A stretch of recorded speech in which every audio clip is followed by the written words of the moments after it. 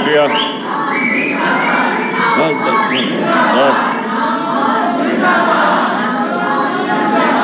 بس بس بس بس بسم اللہ الرحمن الرحیم. بس بس بس بس بسم اللہ الرحمن الرحیم. خاموشی خاموشی. ایاک نعبد و ایاک نستعین. میں بس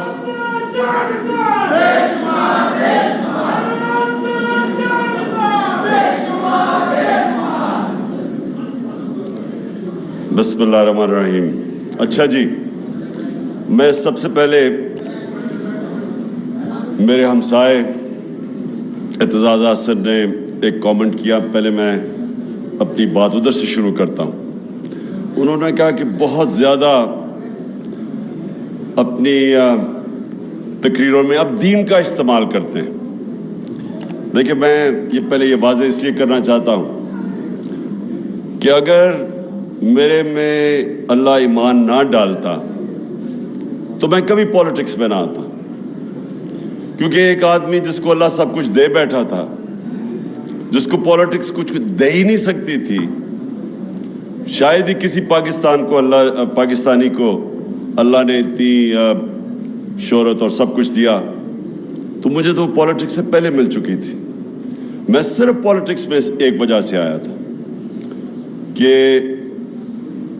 میرا دین ہی نہیں، جو بھی اللہ نے دنیا میں پیغمبر بھیجے، وہ ان کی جو بنیادی چیز کہ دنیا میں آنے کا مقصد کیا ہے، وہ تقریباً سارے بھی جتنے اللہ کے پیغمبر، انہوں نے ایک ہی بات کی کہ جتنا اللہ آپ کو نوازتا ہے، جتنی آپ کو نعمتیں بخشتا ہے، اتنی آپ پہ ذمہ داری ڈال دیتا ہے کہ آپ ان نعمتوں سے اپنے ملک میں انسانیت کی کیسے خدمت کرتے ہو.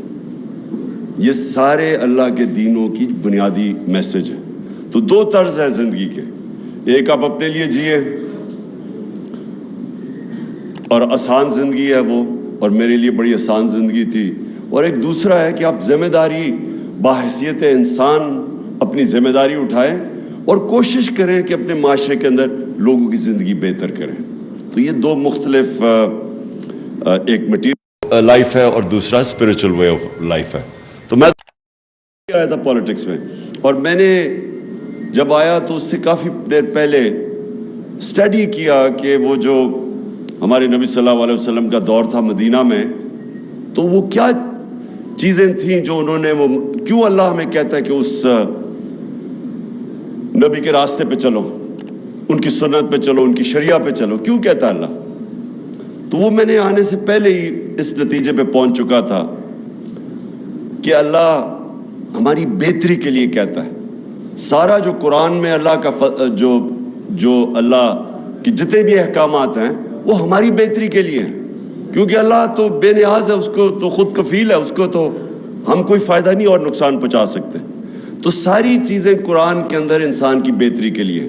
آپ اس راستے پہ چلیں گے جو آپ نماز میں کہتے ہیں کہ اللہ ان کے راستے پہ چلا جن کو نعمتیں بخشی، ان کے نہیں جو دوسرے راستے پہ چلے گئے، وہ ہماری بہتری کے لیے ہے. سو اس لیے جو وہ مدینہ کی ریاست کے 3 اصول تھے وہ لے کے چلا تھا آج سے میں 26 سال پہلے. خودداری، کبھی ایک مسلمان معاشرہ کسی کی غلامی نہیں کرتا.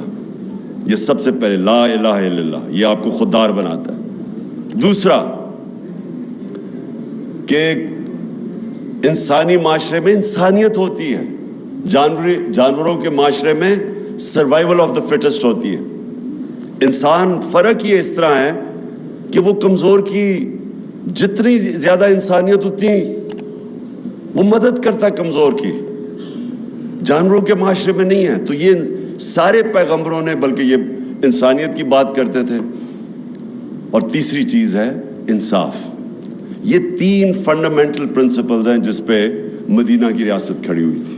اس میں اور بھی بہت چیزیں تھیں لیکن ان پرنسپلز کے اوپر باقی چیزیں بنی تھی.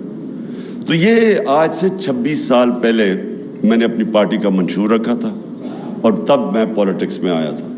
اور کبھی بھی کوئی انسان اپنی زندگی کے 22 سال سٹرگل نہیں کرتا کسی چیز کے لیے اگر وہ کوئی ذاتی مفادات کے لیے ہو، جب جس کے پاس پہلے سب کچھ ہے.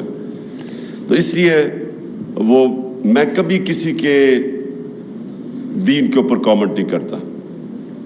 کیا وہ ایتھیسٹ ہے، کیا وہ دینی ہے، جو ایگنوسٹک ہے، یہ انسان کے اوپر ہے. یہ اللہ نے ہمیں یہ نہیں کہا کہ صرف ان سے بات کرو جو کہ صرف ایمان والے ہیں. ہمارا تو اللہ کا ایک تحفہ ہے میرے نظر میں کہ جس کو ایمان دے دے وہ تو سب سے زیادہ. اگر میں اپنے بچوں کے لیے ہمیشہ دعا کرتا ہوں کہ ان کو اللہ ایمان دے، کیونکہ وہ سب سے بڑا اللہ کی بلیسنگ ہے، اس کا تحفہ ہے.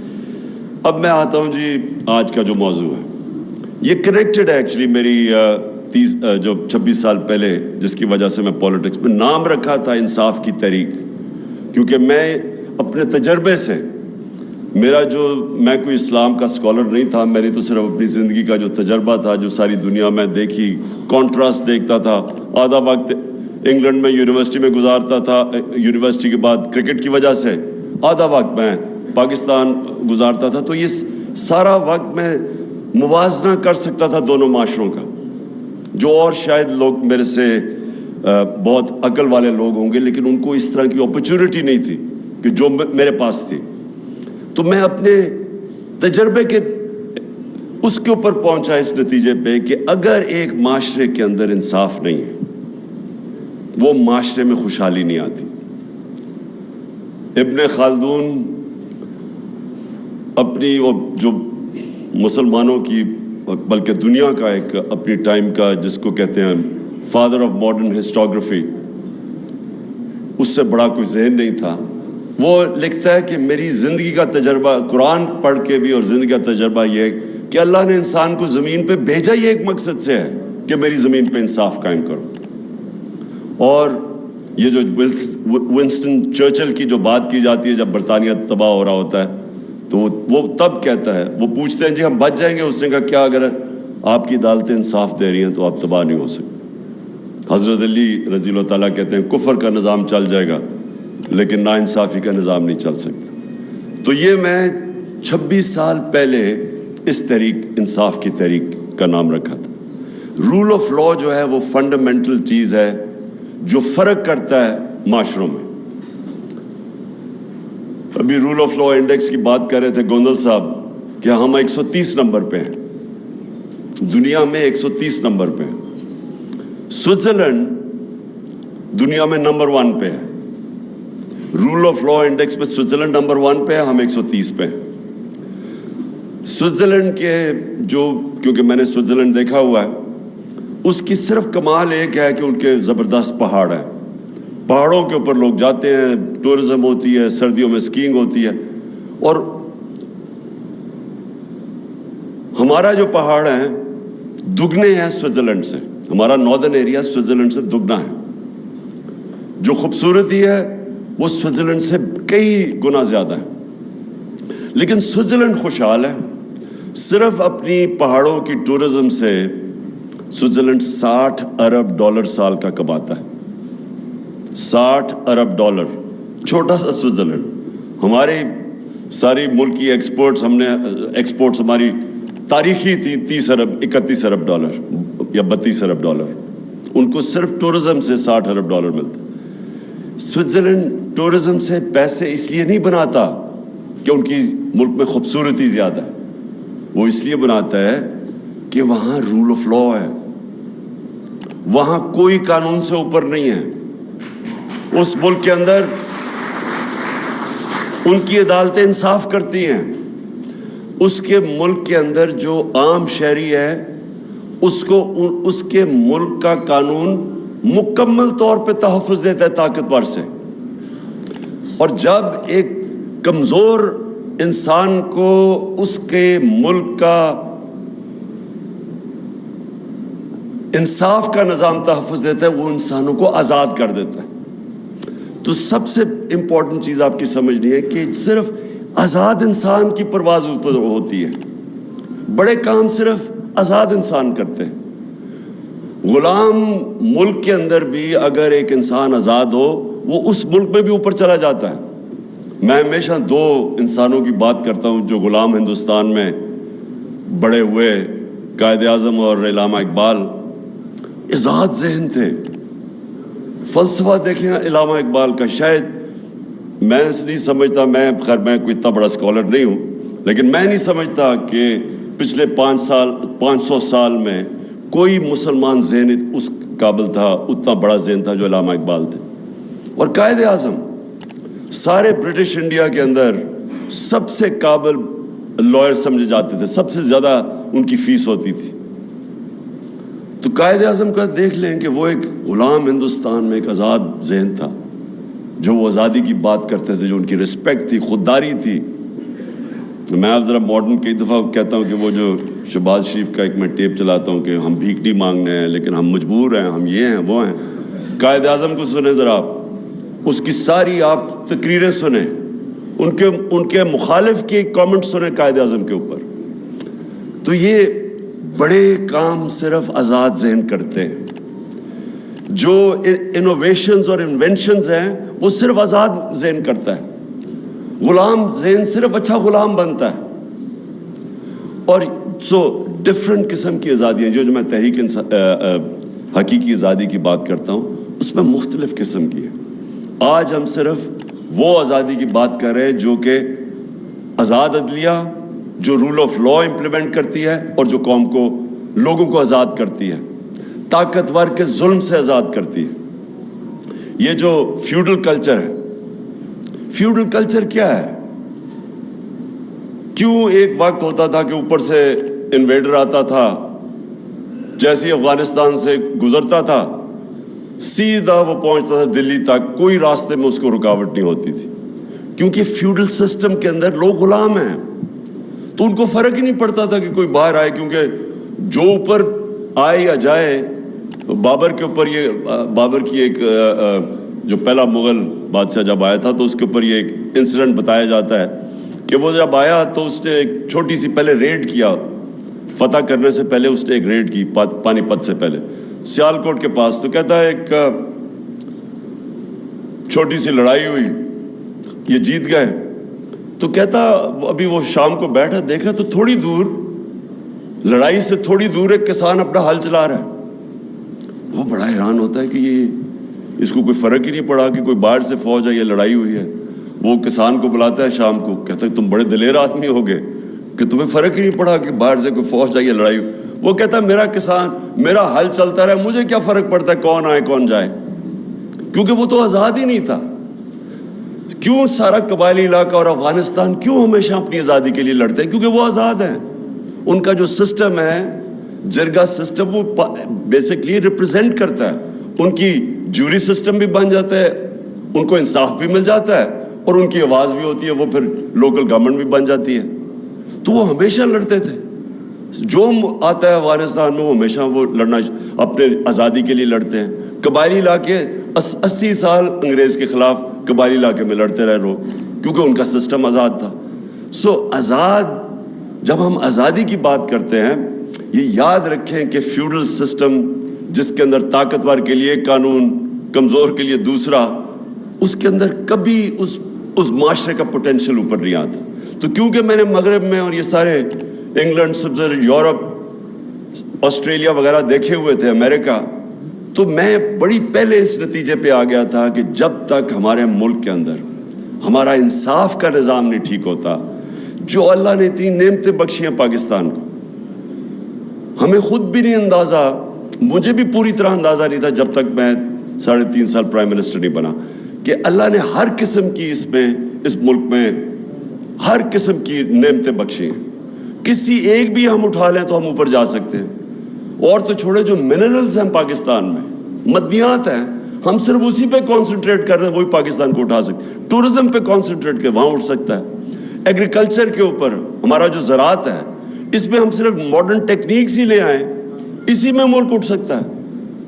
انڈسٹری میں ہمارا انیشیٹو ہے، باہر پروفیشنلز بیٹھے ہوئے ہیں، ہمارا 1 کروڑ جن میں ٹاپ کلاس پروفیشنلز ہیں، انٹرپرینرز ہیں، پروفیسرز ہیں، ہر قسم کا ایکسپرٹ باہر بیٹھا ہوا ہے. لیکن ہمارے ملک میں رول آف لا نہیں ہے. ہمارا جو سب سے بڑا، یہ لوگ مجھے کہتے ہیں نا، یہ جو گورنمنٹ آئے گی جی ابھی وہ سعودی عربیہ نے پیسے دے دیے, اس نے UAE نے پیسے دے دیے, وہ اب سنیں جی چائنا یہ کینسر کا علاج ڈسپرن سے ہو رہا ہے. قرضوں کی کینسر پھیلتی جا رہی ہے. جب تک کہ اس ملک میں انویسٹمنٹ نہیں آتی, ہم اس ملک میں ڈالرز نہیں آتے. ہم نے 2 طرح تو ڈالرز ریکارڈ منگوائے تھے, ایکسپورٹس ہماری ریکارڈ تھی, ریمیٹنسز ریکارڈ تھی, لیکن جو انویسٹمنٹ تھی جس سے اصل میں پاکستان اٹھ رہا ہے, اس کے سب سے بڑی رکاوٹ اس کے سامنے رول آف لا نہیں ہونے کی ہے, کانٹریکٹ انفورسمنٹ نہیں ہے. بڑے بڑے انویسٹر ڈرتے ہیں, جو میس لیول پہ جو آپ کے اوورسیز انویسٹرز ہیں, جو کہ چھوٹی چھوٹی انویسٹمنٹ کر سکتے ہیں, 1 کروڑ میں سے 20 لاکھ پاکستانی انویسٹمنٹ کر دیں, 1 کروڑ میں سے 20 لاکھ بھی انویسٹ کر دیں, پاکستان کو کوئی کسی سے پیسے لینے کی ضرورت نہیں, کوئی IMF کے پاس جانے کی ضرورت نہیں. تو پوچھیں وہ انویسٹ کیوں نہیں کرتے؟ سب سے بڑا ان کا پرابلم یہ ہے کہ جہاں جیسے ہی وہ پھنستے ہیں عدالتوں میں, ان کو کوئی اعتماد نہیں ہے کہ ہمیں انصاف ملے گا, ہماری انویسٹمنٹ بچے گی. میں سارا وقت, کیونکہ میں اوورسیز پاکستانی سے پیسے اکٹھے کرتا تھا, شوکت خانم کے لیے, پھر تحریک انصاف کے لیے, تو مجھے ہمیشہ یہ کہا کرتے تھے کہ ہم جب پلاٹ بھی لیتے ہیں تو اس کے اوپر قبضہ ہو جاتا ہے. کون فیکٹری لگائے گا, کون بزنس شروع کرے گا؟ وہ دبئی میں جا کے بزنس کرنا شروع کر دیتے ہیں, یہاں بزنس نہیں کرتے. کیونکہ جب ایک پلاٹ کے اوپر, پلاٹ سے زیادہ سیف چیز کیا ہے, اس کے اوپر ان کو مصیبت پڑ جاتی ہے کہ اس کے اوپر قبضے ہو جاتے ہیں.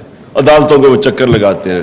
کوئی طاقتور آ کے قبضہ گروپ آ کے, اچھا قبضے گروپ بھی سمجھ گئے ہیں کہ اوورسیز پاکستانیوں کی کون سا پراپرٹی ہے, وہ بیچارے خرید کے واپس جاتے ہیں, پیچھے سے قبضہ ہو جاتا ہے.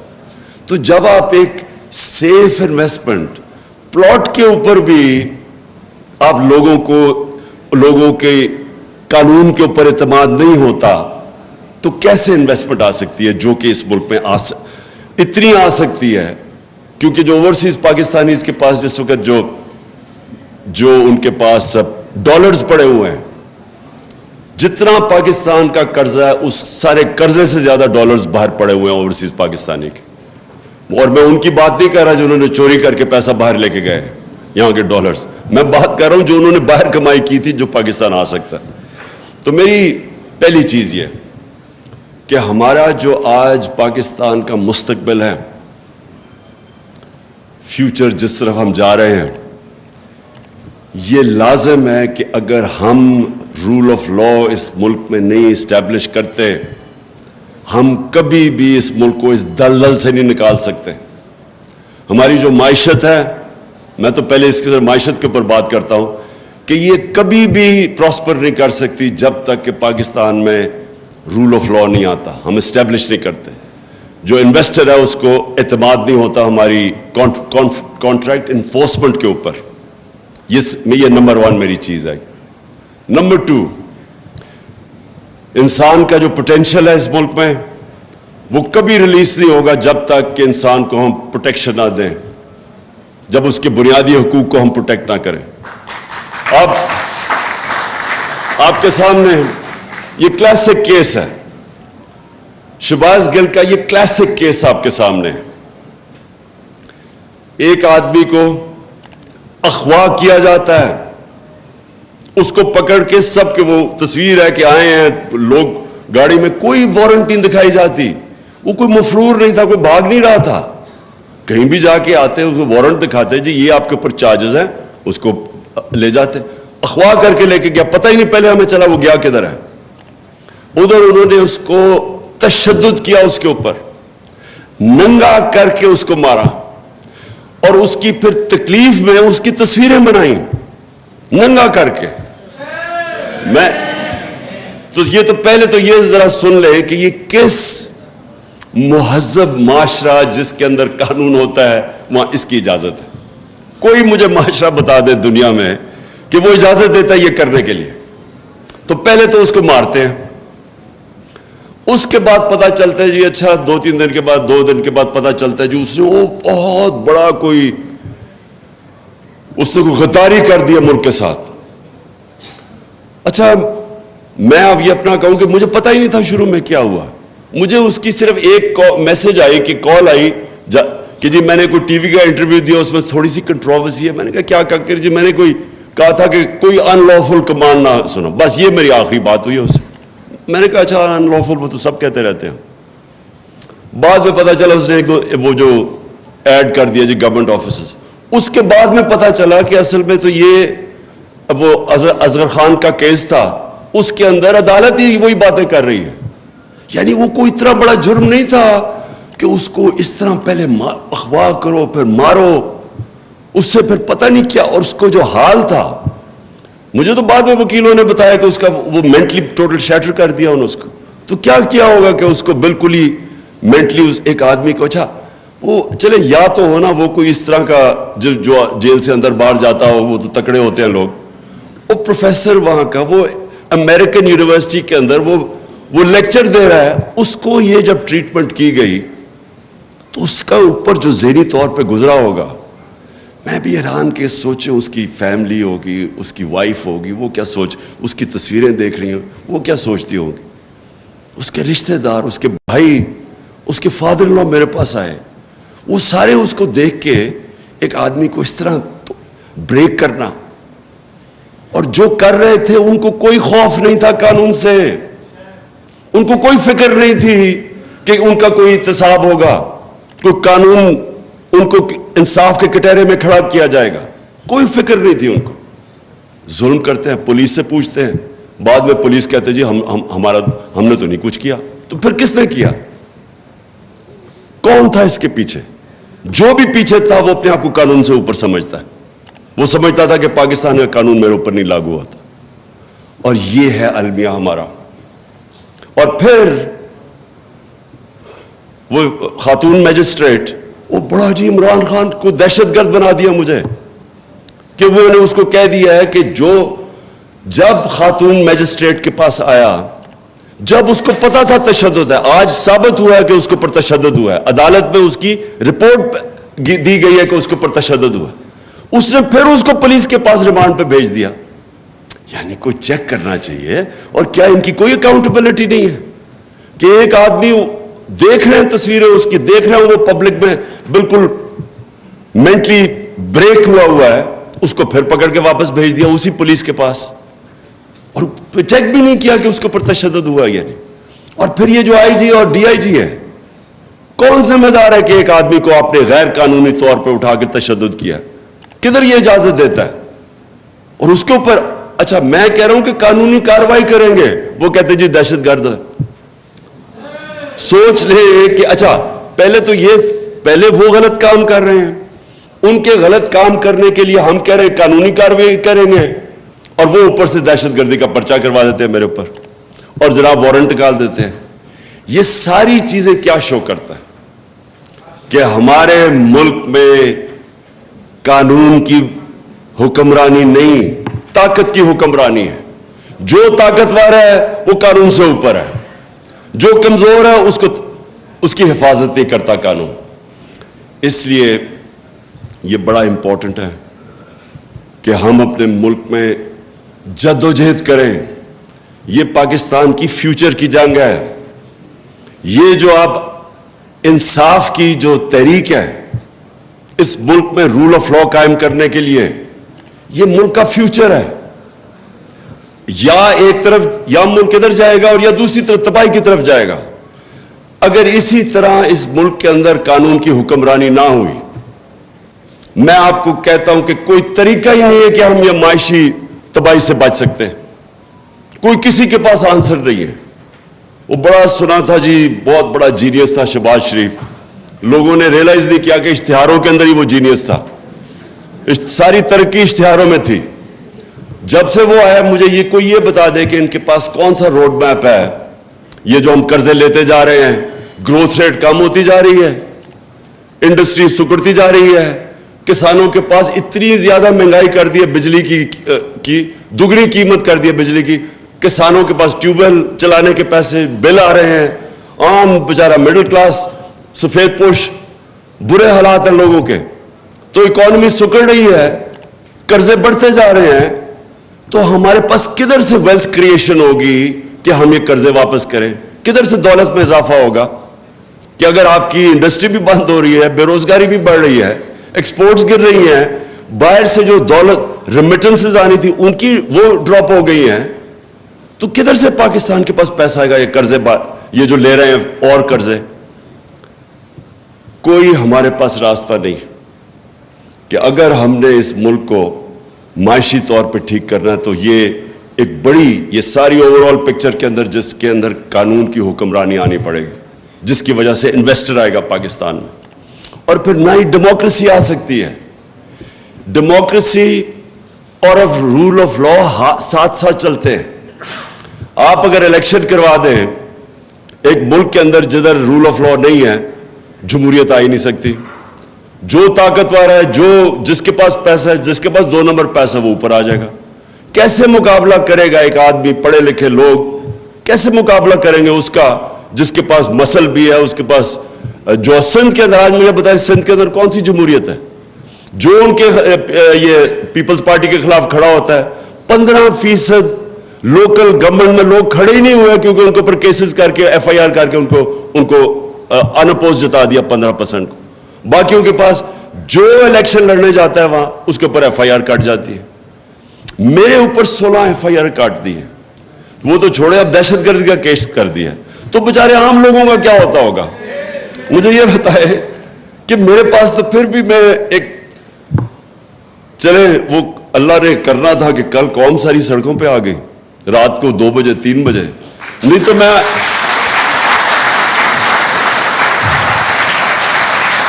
لیکن میں یہی سوچ رہا تھا کہ میں اگر عام ایک شہری پاکستانی ہوتا, میں شہباز گل ہوتا, تو ابھی تک انہوں نے مجھے اٹھا کے وہ جیل میں جا کے اسی طرح پھینٹا لگانا تھا جو اس بیچارے سے کیا. اور کس سے نہیں,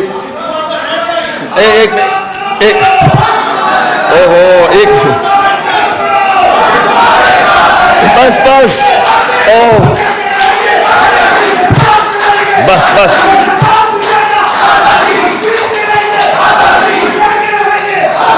بس ایک منٹ بس بس کرو, سن لو. میں صرف آپ کو یہ میرا مقصد آپ کو سمجھانے کا ہے کہ ایک عام آدمی پاکستان میں جس دن ہمارا قانون اس کو تحفظ دے گا کہ پہلے تو ڈریں گے لوگ اس طرح کا پرچہ کرنے کے لیے, جو ایسا پرچہ کرے گا دہشت گردی کا اس کے اوپر سوالات پہلے عدالت پوچھے گی کہ تمہاری جرت کیسے پڑی, کیوں نہیں اس طرح ہوتا. میں برطانیہ میں کتنے 20-30 سال دیکھا, کیوں کسی کے اوپر اس طرح نہیں ہوتا؟ کیونکہ وہاں کی عدالتیں تکڑی ہیں, وہ طاقتور کے بوجھ لیتی ہیں, کھڑی ہو جاتی ہیں انصاف کے لیے. جرت نہیں ہوتی گورنمنٹ کی اس طرح کی چیزیں کرنی وہاں. کوئی بھی طاقتور وہاں, کوئی اسٹیبلشمنٹ کی جرت نہیں ہوتی کہ لوگوں کے حقوق کے اوپر اس طرح ان کو اسائیڈ کر کے, ان کو سیٹ اسائیڈ کر کے ان کے اوپر کرے جو شہباز گل سے ہوا ہے. اور کتنے شہباز گل ہیں پاکستان میں جن کی طاقت نہیں, ان سے آپ یہ کریں, اور جو تھوڑا سا طاقتور فضل الرحمان ٹائپ کہے کہ میں 10,000 لوگ ہی لاؤں گا, اس کو آپ ہاتھ ہی نہ لگائیں, وہ جو مرضی کہتے. میرا پوائنٹ یہ ہے کہ جمہوریت تب آتی ہے جب ایک لیول پلینگ فیلڈ ہوتی ہے. Level playing field rule of law آتا ہے اس ملک کی عدالتوں سے. جب عدالتیں انفورس کرتی ہیں رول آف لا, وہ الیکشنز میں حقیقی جمہوریت آتی ہے. اگر آپ کے رول آف لا نہیں ہے, آپ الیکشنز کروائیں گے تو اس طرح کے کرمنلز اسمبلی میں آتے ہیں. میرے دوست اعتزاز, میرے ہمسائے اعتزاز حسن ایک اور بات کی کہ مجھے مفاہمت کرنی چاہیے. آصف زرداری کا انہوں نے نام لیا. میں اب اس کا جواب صرف اس طرح دینا چاہتا ہوں کہ دیکھیں, آپ سیرت نبی پڑھیں, ہمارے نبی صلی اللہ علیہ وسلم کی زندگی پڑھیں, کوئی دنیا کی تاریخ میں ان سے عظیم انسان نہیں آیا, نہ آ سکتا. لیکن ان سے یہ بھی یاد رکھیں ان سے زیادہ رحم دل انسان کوئی نہیں تھا. رحمت للعالمین تھے, سارے انسانوں کے لیے, مسلمانوں کے لیے نہیں, انسانوں کے لیے رحمت بن کے آئے تھے. لیکن اچھا فتح مکہ کے بعد سب کو معاف کر دیا, وہ لوگ جنہوں نے ان کے اوپر ظلم کیا تھا.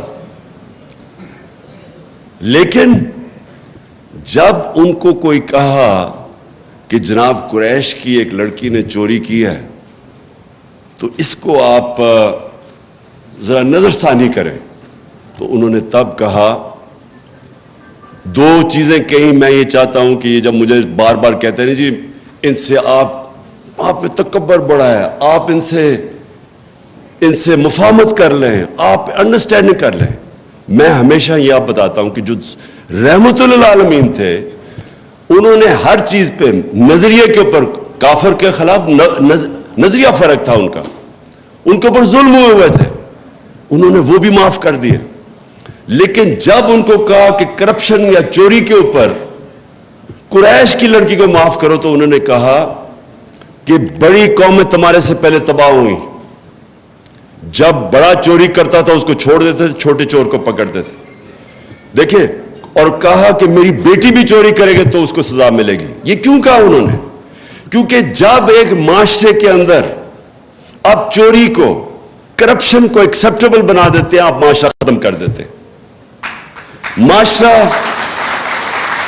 معاشرے کی بنیاد رکھی جاتی ہے قرآن کی آیت میں امر بالمعروف, تم اچھائی کے ساتھ کھڑے ہوتے اور برائی کے خلاف جہاد کرتے ہو. معاشرہ لڑتا ہے کرپشن کے اگینسٹ. میں یہ کہہ کے لوگوں کو تھک گیا ہوں.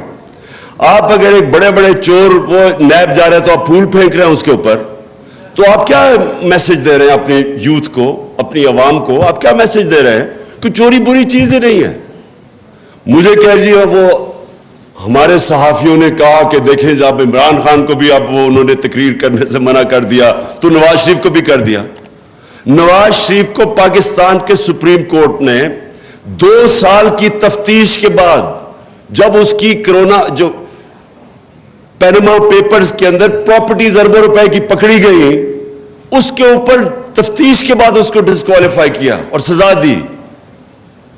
مجھے کس چیز پہ کہہ رہے ہیں کہ جی آپ نے وہ میجسٹریٹ کو کہہ دیا کہ وہ اس کے اوپر قانونی کارروائی ہونی چاہیے, اور آئی جی اور ڈی آئی جی اس کے اوپر کہہ رہے ہیں میرا بند کر دیا, اور وہ ایک ہی ہے.